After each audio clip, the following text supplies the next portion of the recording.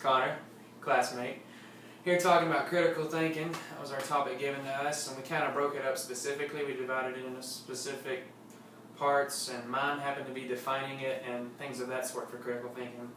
So let's look real quick what the book has to say about critical thinking. According to the book, it says critical thinking is a process for analyzing, assessing, and improving thinking.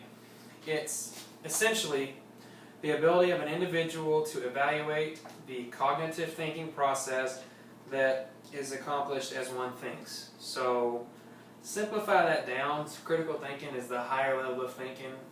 Kind of talking more about it, there's specific guidelines for it. The book that we have gives us 8. It says purpose, question at issue, information, concepts, the point of view, and assumptions, interpretations and inferences, and implications and consequences. If we look at each of those specifically, kind of defining them, the purpose, the thinker has to have a goal or an objective.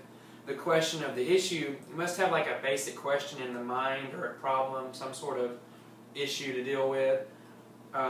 The information, what you have to do there is you have to, it's about evaluating facts, resources, and testimony to prove the point that is ruled in the question.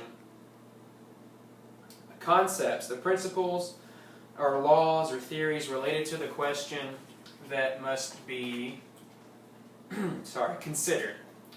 And the point of view, the thinker's perspective on the question, your personal thoughts about it. Assumptions, basically assuming the base beliefs that an individual possesses on the question. Interpretations and inferences are kind of along with the point of view, your ability of how to think and draw logical conclusions based on the evidence given. The implications and consequences, the final phrase that determines the results of the concepts and the proof. I went on to look up a little bit more, figure out some more information about it, and it's according to this website, which you will see when we post up our sources. It says there's two forms or components of critical thinking, and it says a set of information and belief that generates and processes skills, or processing skills that generate the belief. And a habit-based that an intellectual commitment using the skills to guide behavior.